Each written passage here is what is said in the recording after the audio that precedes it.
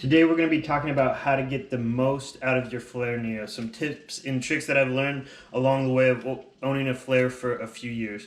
Before we dive into that, I'd ask that you please subscribe. Anybody watching this video, if you subscribe, that will really help me with continuing to produce content.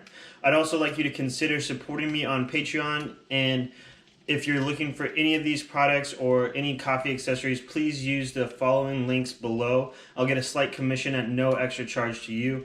None of these are paid promotions. These are all just kind of helping me produce content. So I ask you that you at least please subscribe, but also consider giving to Patreon and ordering any of your supplies through the links below. So let's dive into it. So first thing off is you've potentially seen my video on the Flair Neo, and that was the quickest possible way to make a shot of espresso with it. But today I want to do a few other little tips and tricks that I've learned from owning a Flair, and how that's kind of helped me grow my understanding of coffee. So there's three things that I want to start off with, of things that are going to increase your coffee drinking and the taste that will come out of it. The first thing is your water.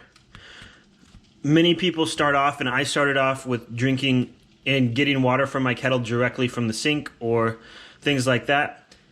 But the best thing that you could do for your coffee drinking is probably change your water. It's one of the best things, probably not the best thing, but it's up there. Change your water, so go get some filtered water. There's this thing called third wave packets, which you can buy distilled water and put third wave in it. But buy something like a Brita filter and just filter your water, and that's going to keep your kettle a lot cleaner without all the buildup in it, and it's going to make your coffee taste better. The second thing is, what are you doing for your coffee beans? Now, many people just go to the store, and the Neo is designed for kind of being able to pull a shot of espresso with basically any beans, pre-ground or not. But what I would recommend is going to a local coffee shop, to your specific area. So not like a Starbucks, not a Scooters or whatever you have in that area, but a coffee shop that's local that has a roast date on the bottom of the bag. So if you see here, this is a bag of coffee from my hometown, and you can see that roast date on the bottom of April 7th. That's April 7th of 2020. But the benefit of that is your beans are going to be fresher. So if you get coffee and use it within 30 days of the roast date, your coffee is instantly going to be better. The second thing is grind coffee. Whole beans the best. If you don't have a grinder, if you don't want to put the investment in it, that's fine. But at least still buy from a local shop. You're supporting local business, and you're getting better quality coffee. If you have questions on where to buy it from, just type in your city in the comments, and I'll do some research, and I will help you find a good coffee shop to buy from locally. And if there's none locally for you, I'll give you some recommendations of where to order online. But get a quality burr grinder. Now you can see the burr grinder is like this little circle thing here, and it rubs on an outer burr. So you have the inner burr here and an outer burr on the outside. These come in electric and hand grinder. So grinding fresh roasted beans is going to give you substantially better quality of coffee. The last thing, before we get into the different tips and tricks of actually making the coffee, is buy a scale. Buy a scale. A scale is going to help you with consistency. It's going to help you know how much coffee to put in, how much coffee you're getting out, etc., and things like that. It's going to give you overall consistency. So once you make a good shot with your Neo, you can continue to repeat that shot. Most of these will be in grams, and it's going to be a little fuzzy on the screen and flashing. That's just because the camera frame rate doesn't really capture that very well. So you got fresh water, fresh coffee from a local shop, a grinder if you're able to spend the money on a grinder. If not, just get your local shop will pre-ground for espresso for you, and a scale.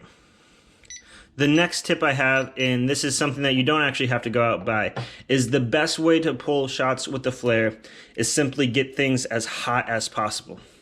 On Flair's website, you can see that they sell temperature strips that you can set on this brew head, and basically it will tell you the temperature that you heat up the metal. So basically when you're pouring hot water, when you're brewing your shot through this brew head, the water is going to drop in temperature drastically because it's going to come in contact with metal that's not hot, and the metal is just going to suck out that heat.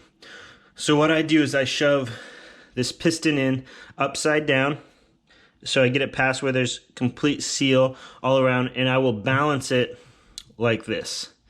And then I'll simply just take my boiling water and fill it up all the way to the top. And I'm just going to kind of let it sit there while I'll either be grinding my beans or measuring out my beans or things like that. So it really allows that whole metal brew head to heat up. You can also simply just put the brew head without the piston inside of a cup or a bowl and just fill it up like that. But I found this works the best if you're not too scared of trying to balance it on the end there. So let's go ahead and get into the actual coffee part of things. So you got your funnel and your portafilter here. I've already ground out my beans.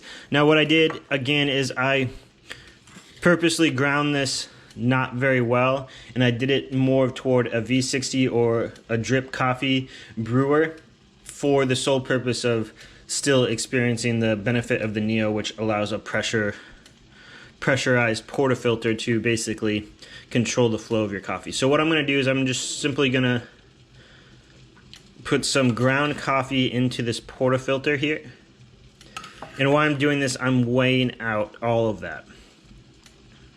So I'm going to get to roughly 16 grams of coffee. And this is just going to give you consistent taste and just consistentness. So you'll always be doing everything the exact same way. So if basically you make, the benefit of this is if you make a cup of coffee and you don't like it, you can do it differently the next time. So the next thing I'm going to do is I'm going to do a simple little shake and kind of even out that coffee bed right there. And usually what I like to do with this, by the way, is I'll fill it and then I'll dump it. And I'm going to fill it again, and that's just going to give me hotter water, and it's going to give me more consistency on that shot. 2, 3, as many times as you could do it, honestly is the best. So I got my grounds in there, and I'm just going to give it a little tamp. And you don't have to do this crazy hard, but just get a nice even. And you can see kind of how in there, you can see how there's some bigger chunks and stuff like that. And that is the beauty of the Neo, is the fact that you can have those bigger chunks and not that perfect grind, and still produce a shot of espresso. So that's what it's designed for, is to be able to compensate for the lack of grinder that many people in the US do not own. So I'm going to put that there. And then what I'm going to do is I'm going to take my scale and put it underneath of my cup. And it's great if you have a timer. Some scales have a timer built into it, like this one. So I got that ready to go. So I'm going to pour out my water again. And this gets really, really hot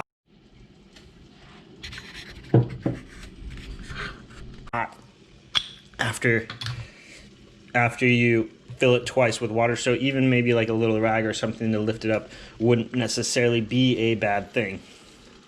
So you're going to fill it up to the line, and we're going to brew a little differently this time. Alright, so I got my piston or my plunger, and we are going to push down just a little bit and start the timer. And then we're going to stop once we see a little bit of drops and not put any more pressure on it, but not fully release it. So I'm going to wait for about 20 seconds, which this is called a pre-infusion. This allows all the grounds to be wet in your coffee and will give you a little bit more of an even and consistent shot.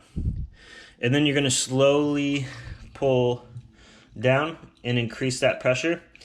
Now what I did is I added 16 grams of coffee. So what I'm going to do is I'm going to wait till the scale gets out to 32, and then I'm going to end my shot.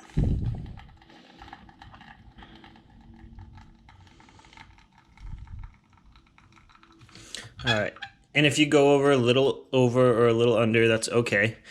Practice makes perfect. And there you have it. There you have a shot with the Flair Neo with a little bit of upgraded benefits in it that would hopefully continue to make better coffee and should give you better results and more consistent. So you need fresh filtered water. I'd recommend a Brita filter. You can buy it at pretty much any Walmart. A scale.